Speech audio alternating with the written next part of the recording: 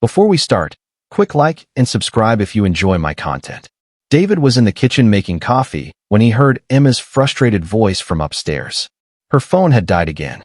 She'd been complaining about the battery for weeks, but never bothered to get it fixed.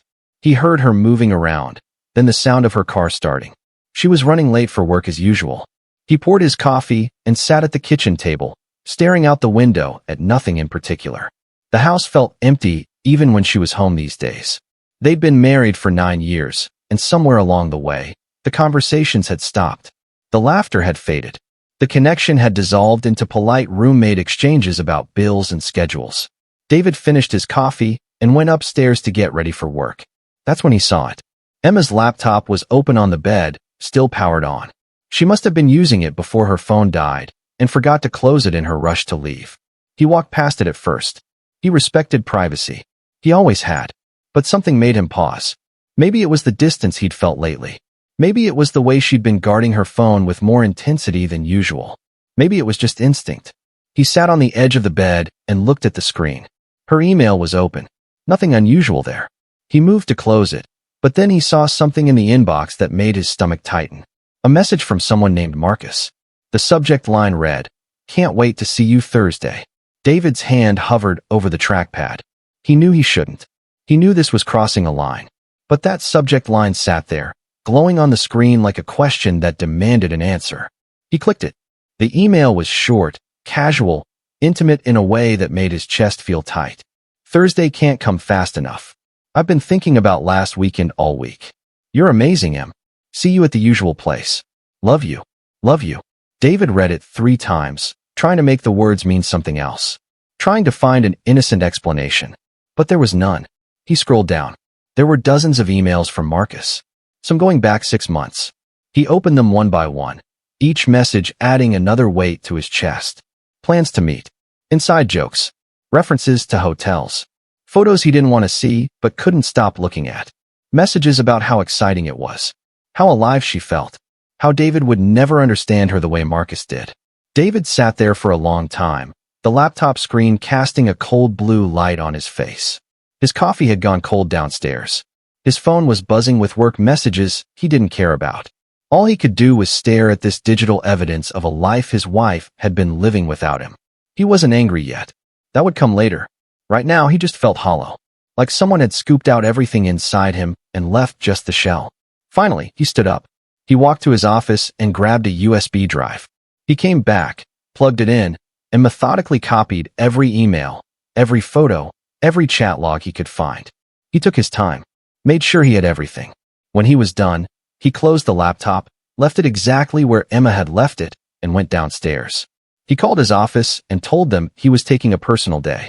Then he sat on the couch and started making calls. The first call was to Richard, a lawyer he'd met at a company dinner 2 years ago. They'd stayed in touch casually. Richard had given him his card and said, "Call me if you ever need anything." David never thought he would. "Richard, it's David Chun. I need to talk to you about a divorce." The second call was harder. He dialed his brother Kevin, who lived across town. Kevin answered on the third ring, sounding distracted. "Dave, what's up? Emma's been cheating. For at least 6 months. I found everything on her laptop this morning." There was silence on the other end. Then Kevin's voice came back, softer, more focused. "Are you okay?" "No. But I will be. Can you meet me? I need to talk to someone who isn't a lawyer. I'll be there in 20 minutes. David hung up and sat in the quiet house. The same house where they'd celebrated anniversaries and holidays. The same house where they'd talked about having kids someday. The same house that now felt like a museum of something that had died without him noticing. Kevin arrived exactly 20 minutes later. He didn't knock, just let himself in with the spare key David had given him years ago. He found David still sitting on the couch, staring at nothing. "Tell me everything," Kevin said, sitting down next to him. David told him. About the phone dying. About the laptop. About Marcus and the emails and the hotels and the photos. Kevin listened without interrupting, his jaw getting tighter with every detail. "What are you going to do?" Kevin asked when David finished. "I'm going to end it. Cleanly. No drama. Just done." "You're not going to confront her first?" David shook his head. "What's the point? She'll lie. She'll make excuses. She'll try to turn it around on me. I don't need that. I just need out." Kevin nodded slowly. "You need anything from me?" Just be here. That's enough. They sat in silence for a while. Then Kevin stood up and went to the kitchen. He came back with 2 beers, even though it was barely noon. To new beginnings, Kevin said, holding up his bottle. David clinked his bottle against his brother's, but didn't drink. He just held it, feeling the cold glass against his palm, grounding himself in something real. That afternoon, David met with Richard at his office downtown. He brought the USB drive with all the evidence. Richard plugged it in and spent 30 minutes reviewing everything in silence. Finally, he sat back and looked at David. This is about as clear-cut as it gets. Documented affairs spanning 6 months. Financial evidence if they were using your joint accounts for hotels. You'll have no problem with the divorce. How long will it take? Depends on whether she fights it. With this evidence, I'd recommend she doesn't. But people do stupid things when they're cornered. If she cooperates, we could be done in 4 to 6 months. And the house. You bought it before marriage? 2 years before. Then it's yours. She might have a claim to some appreciation in value, but the house itself stays with you. David nodded. What about telling her? When do I do that? Richard leaned forward. Here's my advice. Don't tell her yet. Let me file the papers first. We'll have her served at work or somewhere public. It's cleaner that way. Less chance for things to get emotional or violent. Emma's not violent. You'd be surprised what people become when they realize they've been caught. David left Richard's office with a folder full of documents to sign and a timeline for the next steps. The papers would be filed by Friday. Emma would be served early next week. By this time next month, she'd be living somewhere else. He drove home in a daze, going through the motions of normalcy, while everything inside him screamed that nothing was normal anymore. Emma came home that evening around 7, later than usual. She looked tired, her makeup slightly smudged. David wondered if she'd been with Marcus. He wondered if she was always with Marcus on the nights she came home late. Hey, she said, dropping her purse on the counter. Sorry I'm late. Work was crazy. No problem, David replied, keeping his voice even. There's leftover pasta in the fridge if you're hungry. She smiled at him, that same smile she'd given him for 9 years. Thanks. You're the best. He watched her heat up the pasta, watched her eat it while scrolling through her phone with her other hand. She laughed at something on the screen. He wondered if it was Marcus making her laugh. They went to bed that night on opposite sides of the mattress, the way they always did now. Emma fell asleep quickly. David lay awake, staring at the ceiling, counting down the days until she'd be served and this pretense would finally end. Thursday came. David knew what that meant. Thursday was Emma's day with Marcus. The usual place, whatever that was. He didn't follow her. He didn't need to. He already knew everything he needed to know. Instead, he spent Thursday evening boxing up some of her things. Not obviously, just small items here and there. A few books. Some photos. Her winter coats she wouldn't need for months. He stored them in the garage, out of sight. He was preparing, getting ready for her to leave, making it easier when the time came. Friday morning, Richard called. Papers are filed. She'll be served Monday at her office. Are you ready for this? I'm ready. Remember, she's going to call you. Probably multiple times. Don't answer. Let her leave voicemails. Let her panic. It's better if the first conversation happens with lawyers present. Understood. David hung up and felt something shift inside him. It wasn't relief. Not yet. But it was close. It was the feeling of a decision made and committed to. No going back now. The weekend was surreal. Emma was home, puttering around the house, suggesting they watch a movie together on Saturday night. David agreed, sitting next to her on the couch, feeling like he was watching a stranger pretend to be his wife. Sunday, she asked if he wanted to go for brunch. They went to their usual place, sat at their usual table, ordered their usual meals. Emma talked about work, about her mother's upcoming birthday, about needing to get the car serviced. David nodded and made appropriate responses, all while thinking, this time next week, you'll know.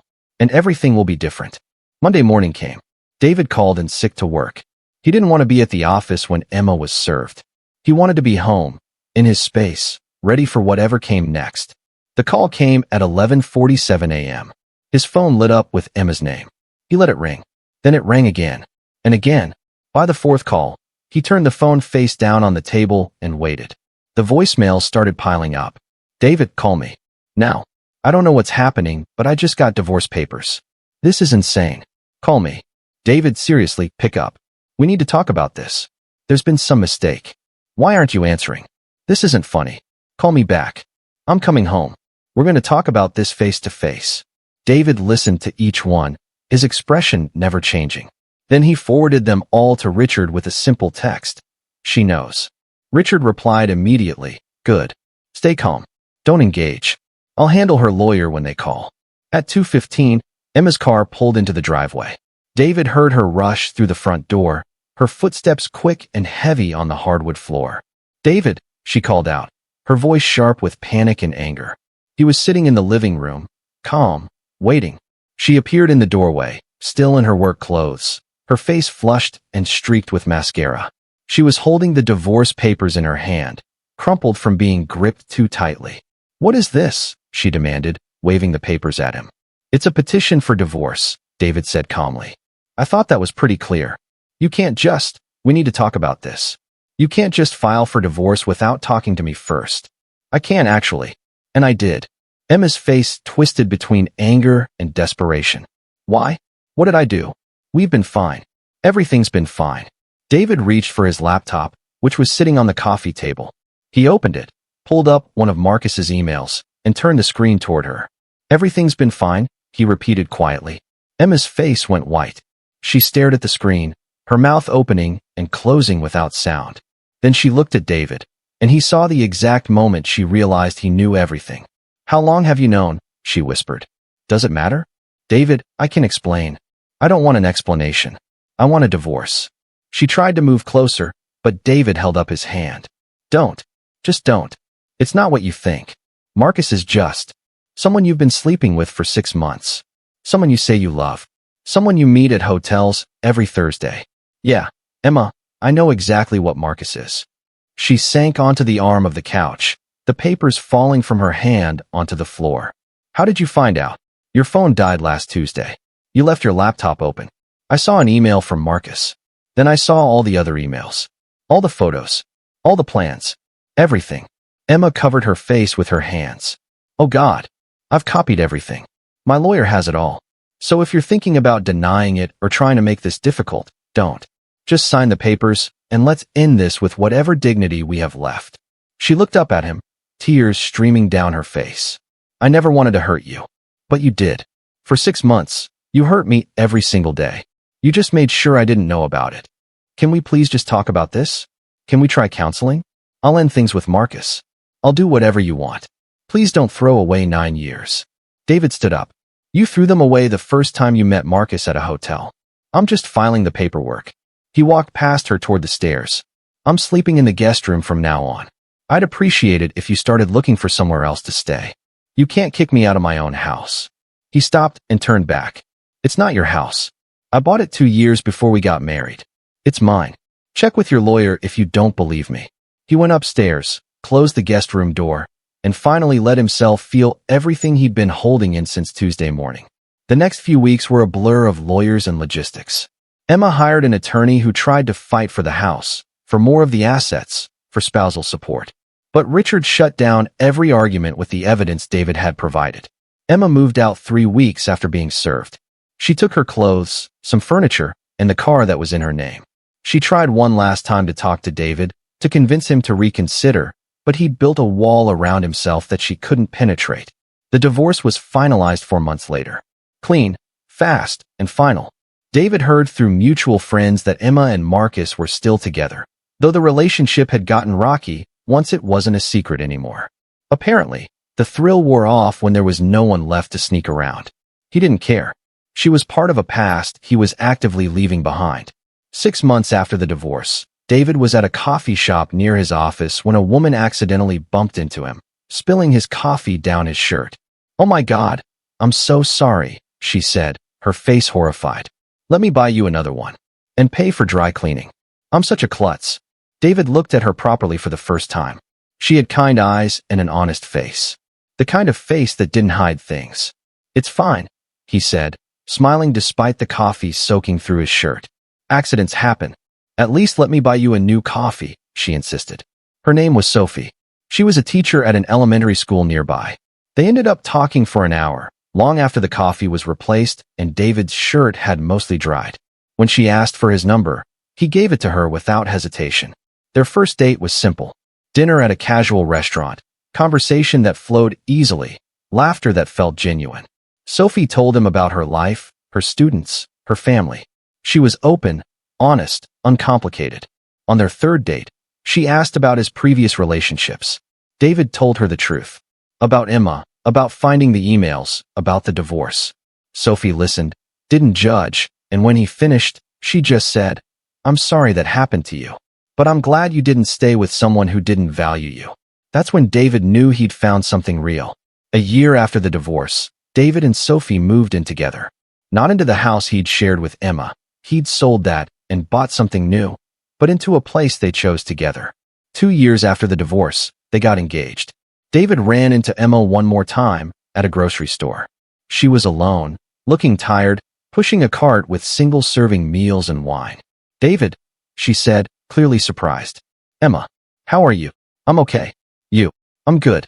Really good, actually." She looked at him, really looked at him, and saw something she must not have expected to see. Happiness. "I heard you got engaged," she said quietly. "Congratulations." "Thank you." There was a long pause. Then Emma said, "I'm sorry. For everything. I know I said it before, but I mean it. You didn't deserve what I did." David considered her words. For a long time, he'd been angry, then bitter, then indifferent. Now, looking at her, he just felt a distant kind of sadness for what could have been if she'd been honest.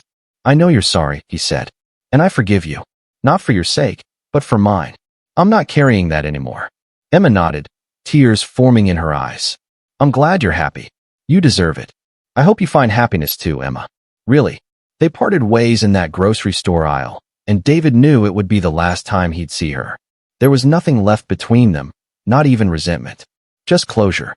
3 years after finding those emails, David married Sophie in a small ceremony, surrounded by people who loved them both. Kevin was his best man. Sophie's sister was the maid of honor. During his vows, David promised to always be honest, to communicate, to never take Sophie for granted. And he meant every word. Because he'd learned the hard way what happens when trust dies. When honesty disappears. When someone decides to live a secret life instead of being brave enough to tell the truth. Emma's phone had died that Tuesday morning. And in that accident, David had found her second life. But more importantly, he'd found the strength to leave it behind and build a first life with someone who deserved him. That was the real gift.